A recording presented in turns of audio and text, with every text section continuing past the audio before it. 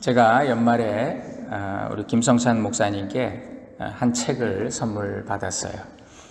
브라운로우 놀스라고 하는 분이 쓰신 부자와 나사로라는 목사님께서 직접 번역하신 책이더라고요. 그 책을 읽고 새해 첫 예배에서 우리 사랑하는 성도님들과 천국과 지옥에 대한 아주 엄중한 이 주제를 함께 나누고 싶었습니다. 부자와 거지 나사로의 이야기를 읽을 때 사람들이 흔히 이렇게 생각합니다. 이 땅에서 가난하고 고통스러웠던 삶이 다음 세상에서 보상받을 거야, 이렇게 생각해요. 이거는 일종의 윤회론적인 세계관입니다. 내 삶의 끝이 곧 내 고난의 끝이다. 이제 나는 이 땅에서 어려움을 당했기 때문에 저 세상에서는 복을 누릴 거야, 이렇게 믿는다는 거예요. 그런 희망을 가지고 있다는 거예요. 그래서 예수 믿는 사람들 중에도 여기 보니까 거지 나사로가 예수 믿었다는 말이 없네, 이렇게 생각하고, 그래서 급진적인 신학자들 중에는 가난 그 자체는 이미 구원이고 복이다, 이렇게까지 주장하는 사람들도 있어요. 그런데 이런 주장은 성경 전체를 통해서 주시는 메시지를 무시하는 그런 오류입니다. 성경은 성경 전체를 통해서 우리에게 예수 그리스도의 은총이 없이는 구원은 불가능하다, 그렇게 가르쳐 주죠. 사람들은 인생이 불공평하다고 말해요. 왜 그럼 하나님이 이렇게 불공평하냐? 하나님이 공평하시다면 세상에서 고통받는 자와 가난한 자를 구원해 주셔야지, 그 사람들한테 내세를 주셔야지, 행복을 주셔야지. 여러분, 공평이 무엇입니까? 그러면은 모두가 부자가 되고, 모두가 가난해지고 그래야 공평인가요? 똑같은 게 공평인가요? 일률적인 평등은 공평이 아니죠. 이 공산주의가 이상적으로 시작했지만 현실적으로 망한 이유지요. 일률적인 평등은 공평이 아니에요. 가난한 자는 두고 갈 게 없어서 죽음이 홀가분하고, 부자는 쌓아둔 것이 너무 많아 그걸 쓰지 못하고 가는 것이 너무나 고통스러운, 어쩌면 그게 공평이 아니겠습니까? 세상에서 경험하는 가난과 고통과 고난과 또 반대로 부와 건강과 행복이 영원하지 않아요. 우리는 시간 안에 살기 때문에 단지 잠시 주어진 시간, 그 시간을 통해서 영원을 준비하라고 우리에게 기회를 주셨다는 그 측면에서 우리 모든 인간은 공평해요. 이 땅에서 누리는 부가 행복이 되지 못하는 사람도 있습니다. 누리다가 죽어서 지옥 가니까. 또 반대로 이 땅에서 고난과 가난이 너무 힘드니까 하나님 찾다가 구원받아요. 천국 가요. 복이 되는 사람도 있더라. 부자도 솔로몬처럼 이 부가 자신을 행복과 영생으로 이끌 수 없다는 것을 깨닫는다면 그는 구원받을 것이고, 가난한 거지 나사로라고 해도 이 세상에 바라고 의지할 것이 없어서 하나님을 바라보고 하나님께 간구했다면 구원받을 것이지요. 나사로의 가난이 그의 의로움이 아니었고요, 부자의 그 부가 그의 죄가 아니었다는 겁니다. 아담의 죄, 우리가 그걸 원죄라고 하는데, 이것은 마치 가문의 대대로 이어져 오는 유전병처럼 모든 인간을 지옥으로 이끌어가는 힘이에요. 그래서 죽음은 남녀노소 모든 인간에게 빈부귀천 불문하고 모든 인간에게 찾아와요. 그것이 인간이 모두가 하나님 없이 태어난 저주의 굴레를 쓰고 있기 때문입니다. 안 믿는 사람들도 인생은 고다, 그렇게 말해요. 그 말은 하나님 없이 우리 인간이 태어났다, 그런 의미죠. 인간은 하나님 없이 살아가고 있는 존재이기 때문에, 하나님께 버림받은 그 고통이 인간의 실존이기 때문에, 여기 나사로와 부자가 태어났을 때 그들은 둘 다 그리스도가 없이, 하나님이 없이 태어났어요. 그런데 그들이 죽었을 때 나사로는 하나님을 가졌고 부자는 하나님이 없었어요. 부자는 하나님이 필요하다고 느끼지 않았어요. 이 땅에서 사는 동안에 그는 자줏빛 옷과 고운 배옷과 호화로운 음식이라고 하는 만족할 만한 것들이 너무 많아서, 그래서 이 부자는 모든 것을 가졌지만 하나님이 없었어요. 그런데 거지 나사로는 아무것도 없었지만 하나님을 가졌다. 여기 부자의 죄가 있습니다. 부자의 죄는 바로 하나님 없이 만족했던 것. 하나님 없이 태어난 것은 아담의 죄로 인해 그에게 주어진 저주였지만 하나님 없이 만족하면서 살았던 그것은 그 자신의 죄였던 거예요. 부자와 가난한 자 모두가 똑같이 저지를 수 있는 죄가 있다면 그것은 하나님 없이 만족하면서 사는 것. 하나님 없어도 살만하네. 그렇게 보면은 부자는 더 위험한 거죠. 하나님 없이 태어났던 인간이 그리스도 안에서 하나님과 함께 다시 태어난다면 그것을 다시 태어남, 중생, 거듭남이다, 그렇게 말합니다. 하나님 없이 만족하며 살아가는 사람, 하나님이 필요하지 않아요. 하나님을 생명이라고 하는데, 모든 것을 가졌으나 하나님이 없었던 이 부자와 아무것도 없었지만 하나님을 가졌던 나사로, 둘 중에 누가 더 부유한 자였을까? 하나님 없는 부자는 모든 사람들이 다 동경합니다. 부러워합니다. 그러나 하나님을 가진 이 거지는 이 땅에서 아무도 부러워하지 않았어요. 죽었는데 결과가 달랐습니다. 아브라함의 품에 안긴 거지, 부자가 가장 부러워하는 사람이 됐어요. 여러분, 이 위대한 진리, 이 짧은 이야기를 통해서 예수님이 가르쳐 주신 이 위대한 진리, 우리가 이걸 이 땅에 살아있는 동안 깨닫지 못하면 아무 소용이 없다는 거예요. 여기 부자는 정말 너무너무 지옥불이 고통스러워서 아버지 아브라함이여, 나사로의 손끝에 물 한 방울만 찍어서 내 혀를 적셔 주세요. 저희 어머니가 산업 선교를 하고 버스 안내양들을 위해서 일했어요. 또 감옥 선교를 하며 갇힌 자들을 위해서 일했어요. 한 번은 여름에 유치장에 가서 복음을 전하는데 여자 죄수들을 모아놓은 곳에서 설교를 하셨답니다. 그런데 여름에 그 냄새가 이루 말할 수 없더래요. 우리 어머니 표현에 의하면 여자들은 씻지 못하면 남자들은 상상할 수 없는 냄새가 난대요. 어머니가 그런 얘기를 하시더라고요. 가장 큰 어려운 게, 여러분 여기서 뭐예요? 배고파요? 뭐 이런 얘기할 줄 알았더니 물이 없어서 제대로 씻지를 못해요. 그때 어머니는 이렇게 말해 주었다고 합니다. 여러분은 감옥에서 씻지는 못해도 물은 먹지 않아요. 지옥은, 성경이 말씀하는 지옥은 부자가 손가락 끝에 물 한 방울만 찍어서 내 혀에 적셔달라고 부탁했지만 그럴 수 없는 곳이 지옥이랍니다. 부디 여러분 여기서 예수 믿고 영원한 감옥, 지옥에 들어가는 분이 한 분도 없게 되길 바란다고. 지옥에서 고통받던 이 부자가 나사로의 손끝에 물 한 방울만 찍어서 내 혀를 시원하게 해달라고 간구했어요. 성경은 예수 그리스도가 생명의 물을 주시는 분이다, 이렇게 말씀하세요.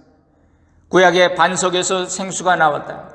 반석에서 나온 그 생수가 예수 그리스도시다. 지옥에서 고통받고 있는 이 부자가 간구했던 것처럼 인간은 누구나 목마른 인생이지요. 생명의 물을 갈구합니다. 다른 점이 있다면 우리는 아직 살아있는 이 땅에서 그것을 구하는 것이고, 여기 부자는 죽어서 지옥에서 그것을 구하고 있다는 거예요.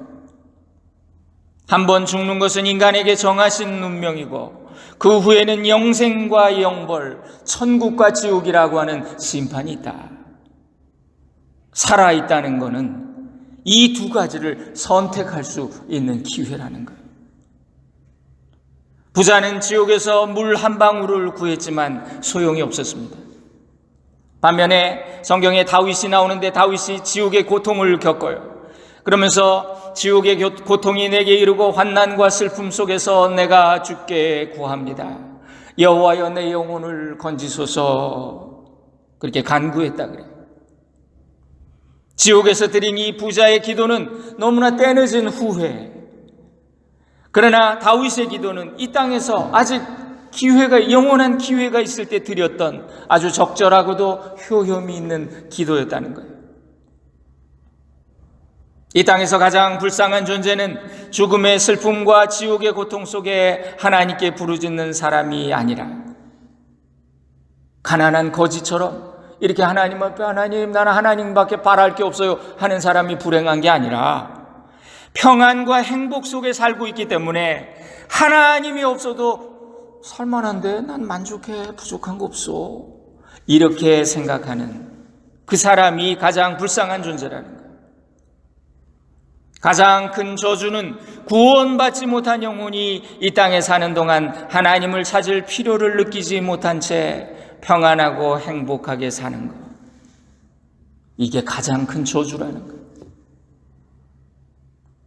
지옥에서 부르짖은 이 부자의 기도는 너무 늦은 기도였습니다. 응답받지 못한 기도. 여기 아브라함에게 아버지 아브라함이요 이렇게 간구합니다. 그랬더니 아브라함이 얘야 이렇게 대답하는데 여기 영어 성경으로 보면 son 아들아 이렇게 되어 있어요. 우리말에는 얘야 아이야 이렇게 되어 있는데 여러분 이게 무슨 말입니까? 지금 아브라함의 자손, 그 부자는 아브라함의 자손이었어요. 아브라함을 보고 아버지 아브라함이요 이렇게 불렀거든요. 이 사람은 육신으로는 아브라함의 자손이고 난지 8일 만에 할례를 받고 율법을 지키던 그런 사람이었겠죠. 이런 사람들의 결론이 늘 그렇듯이 나는 당연히 구원받았어 이렇게 믿었다는 거예요. 이 부자는 지옥에서 사방에 자기와 같은 유대인들 그 아브라함의 자손들을 보았을 거예요. 그러나 거기 하나님의 자녀는 한 사람도 보지 못했을 거예요. 그 이유는 단 하나입니다. 이 땅에 사는 동안 그는 결코 하나님의 자녀로 거듭난 적이 없었기 때문에. 영적인 특권을 가졌다고 믿는 사람들이 있어요. 그러나 그것이 그 의식이 자기를 천국으로 이끌지 못한다는 것. 오늘날도 많은 사람들이 똑같은 착각 속에서 삽니다. 세상의 교회에 나는 어디 교회 다녀요? 나는 모태신앙이에요. 난 세례받고 교회 멤버입니다. 그러면 당연히 천국 갈 거라고 생각해요. 주님은 말씀하십니다. 너희는 하나님의 자녀가 아니다. 너희는 너희 아비 마귀에게서 났다. 하나님이 진짜 너희 아버지이셨다면 너희가 나를 사랑하였으리라. 너희는 아브라함의 자손이며 교회의 멤버라고 하지만 나를 사랑하지 않고 나를 영접하지 않는다. 너희는 너희 아비 마귀에게 속한 자다. 주님이 그러시거든요. 사람이 물과 성령으로 다시 나지 아니하면 하나님 나라에 들어갈 수 없느니라. 우리가 평생 동안 그리스도인으로서 외적인 기회와 또 교회의 특권을 누렸음에도 불구하고 성령으로 세례받지 않은 상태로 죽는다면 그 모든 기회와 특권은 여기 부자가 의지했던 나는 아브라함의 아들인데 했던 그 소용없는 쓸데없는 믿음, 아무 유익이 되지 않은 그 믿음이 되고 말 거라는 거예요. 오늘날 많은 사람들이 영원한 형벌의 교리, 이 천국과 지옥에 대해서 설교하면 반대해요. 거부감을 느껴요. 아직도 그런 설교를 하십니까? 바울은 말씀합니다. 데살로니가 후서 3장에 믿음은 모든 사람들의 것이 아니니라. 다 믿는 거 아니다. 다 구원받는 거 아니야. 사람들은 성경의 가장 분명한 메시지를 애써서 다른 방식으로 해석하려고 그래요. 왜 하나님이 사랑의 하나님이 지옥으로 사람들을 보냈을까? 여러분, 지옥은 하나님이 사람을 보내려고 만든 곳이 마귀와 그 자녀들을 보내기 위해서 예비된 곳이 지옥이라고 그러셨거든요. 근데 우리가 왜 거기 가야 합니까? 만약에 이 땅에서 믿지 않는다면 그는 지옥에서 믿게 될 것이고 그때는 이미 늦었다는 사실. 두렵고 떨리는 거죠. 여기 이 부자는 자신의 5 형제들이 지옥에 오지 않도록 나사로를 보내서 우리 5 형제가 있는데 좀 경고해 주세요. 부탁해요. 여러분, 잊지 말아야 합니다. 누구나 이 땅에서 자기에게 맡겨진 영혼들에 대한 책임이 있어요. 이것을 지옥에서 깨달은 부자, 너무나 불행하지요. 이 땅에서 영혼 구원에 관심을 두지 않은 모든 사람, 결국 부자가 했던 이 간구처럼 저 땅에 내 사랑하는 자들이 있는데 여기에 오지 않도록 나사로를 보내서 좀 경고해 주세요. 울부짖게 될 것입니다. 제가 몇 해 전에 여러분 속회에서 한번 나눠드렸던 지옥에서 온 편지라는 글이 오늘 주보 속에 있을 거예요. 이걸 한 번 더 여러분께 소개합니다. 이 편지는 현송초 목사님이라는 분이 한국에서 목회할 당시에 기도하던 중에 자꾸 환상 중에 자기 친구가 여보게 사탄아 물러가라 처음에 그랬대요. 그런데 여보게 너무나 안타까운 내 친구여, 이 말을 좀 대신 받아 적어서 전해주게. 두려움 중에 이 편지를 받아 적었습니다. 저희 어머니가 광인교회 교육자 예배에서 이 편지를 소개했대요. 이렇게 교육자들이 예배 드릴 때 돌아가면서 설교를 하는데, 그랬더니 고 김선도 감독님이 이 글, 김하심 전도사 이 글 이거 우리 광임 뉴스레터에 실어서 수만 부가 발행되는 교회 소식지입니다. 전교인들이 보게 하라고, 이걸로 전도하라고 그렇게 인쇄된 글이에요.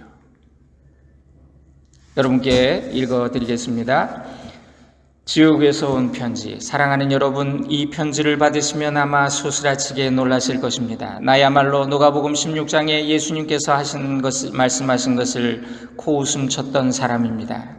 나는 땅 위에 사는 동안 내 생애가 어떻게 끝마쳐질지 생각도 못했습니다. 그런데 여기는 시간의 의식조차 느껴지지 않으니 얼마나 안타까운지요. 밤도 낮도 없습니다. 시간의 기준이 없이 세월의 감각을 가질 수도 없습니다. 게다가 계속되는 괴로움과 공포 때문에 미칠 지경입니다. 여기는 온통 고통과 두려움뿐입니다. 하루가 몇 날 몇 달이나 되는지, 이 황막한 나날을 앞으로 어떻게 지낼 수 있을지, 세상의 한 시간이 여기서는 아마 수십 년쯤 되는 것 같습니다. 내 영혼은 소스라치며 뜨거운 화염 때문에 입술을 깨물고 몸을 떨고 있으며 세상에서는 도저히 상상도 못할 참상이 벌어지고 있습니다. 내가 이 무서운 편지를 쓰는 것은 이 편지를 읽고 이 고통과 공포가 가득한 곳에 아무도 오지 않도록 경고하기 위함입니다. 나도 전에는 지옥이 있다고 믿지도 않고 비웃었습니다. 나도 교회에 다녔고 선행도 상당해서 좋은 소문이 났었습니다. 그런데 내 마음 깊은 데서부터 진정한 죄의 회개를 하지 못했습니다. 이제야 나는 참 회개가 어떤 것이며 지옥의 불구덩이가 어떤 것인가를 이 고통 속에서 비로소 알았습니다. 사실 나는 많은 사람들에게 좋은 평을 들었고 지위와 직분도 높았고 도적질 같은 것은 하지도 않아 별로 흠이 없는 인물이라고 자부해 왔는데 하나님의 눈에는 전혀 다르게 보였던 것 같습니다. 어쩌면 그렇게도 눈이 멀어 있었는지 너무도 비참하고 안타깝습니다.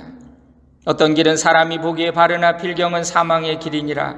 미련한 자는 자기 행위를 바른 줄로 여기나 지혜로운 자는 권고를 듣느니라.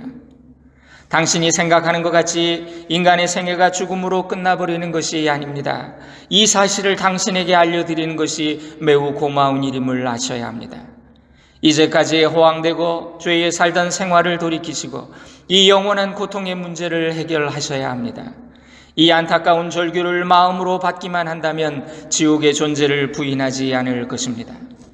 이제 현재의 당신의 삶을 돌이켜보고 이 가공할 만한 문제에 대하여 다시 한번 숙고하시기 바랍니다.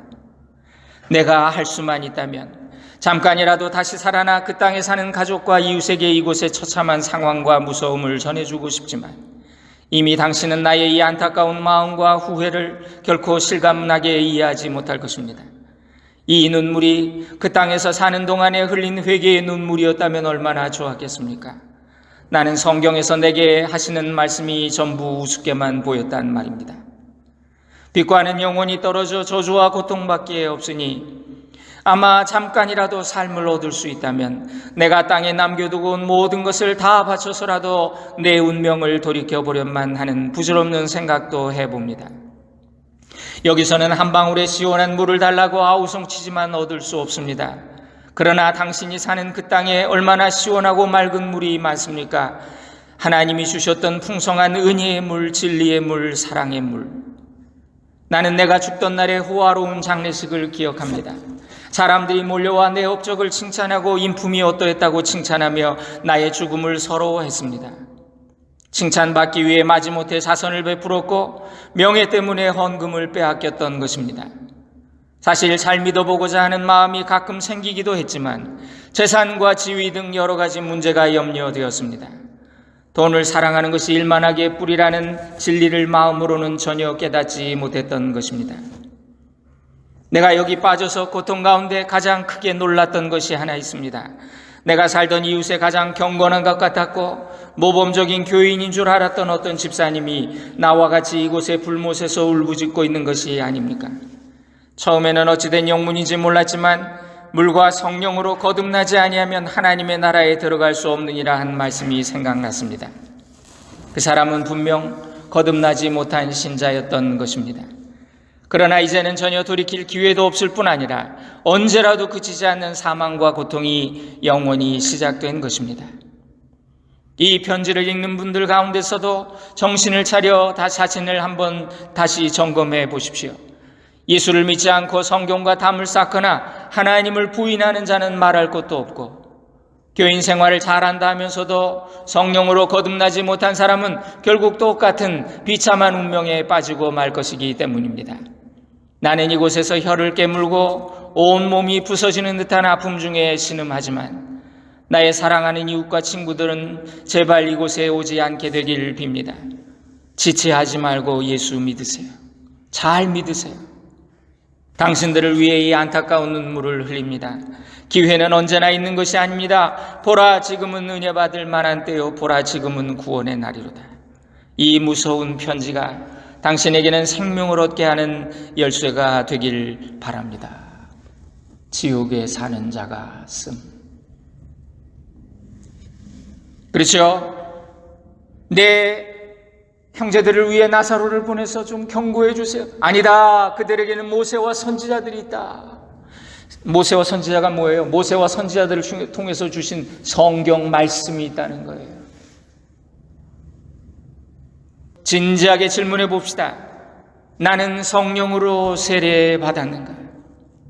하나님의 영이 내 영과 더불어 증언하며 내가 성령으로 세례받았다는 것, 내가 구원받은 하나님의 자녀라는 것을 확신시켜주고 있는가? 만약 그렇다면 여러분은 참으로 거듭난 사람이에요.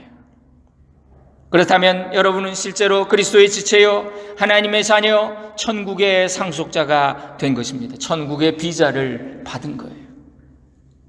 그러나 만약 내가 성령으로 세례받지 않았다면 내가 받은 물세례와 내가 가진 교회의 멤버십이 나에게 아무런 유익도 가져다 주지 못할 것입니다.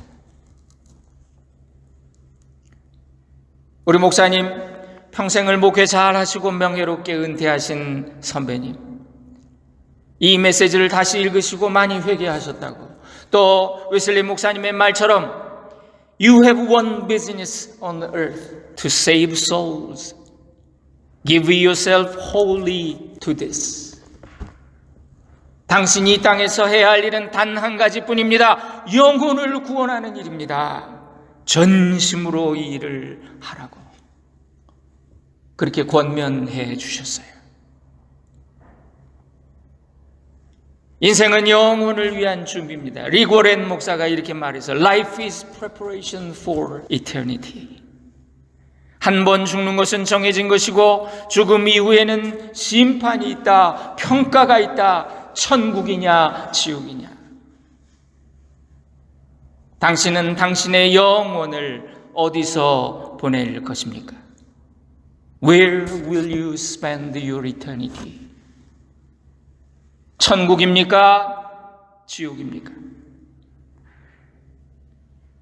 오늘 새해 첫 주일에 우리가 생명과 구원을 향해 결단하는 우리 모든 성도들 될 수 있기를 주님의 이름으로 축원드립니다.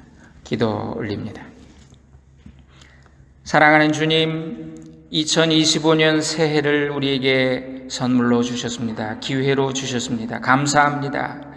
우리의 생명과 호흡을 연장해 주심은 아직도 사랑하셔서 우리에게 기회를 주시는 줄로 믿습니다. 육신의 욕심, 안목의 정욕이 생의 자랑 순식간에 지나가고 주님의 심판대 앞에 서는 순간이 올 텐데 주님, 그때 두렵거나 부끄럽지 않게 하옵소서. 잘하였도다 착하고 충성된 종이라고 칭찬과 상급을 받고 생명의 면류관, 의의 면류관을 받아 누리는 우리 모두가 되게 하옵소서. 지옥을 생각하며 전도하게 하시고 천국을 생각하며 믿음 생활할 수 있도록 성령님 우리를 도와주시옵소서. 예수님의 이름으로 기도 올립니다. 아멘.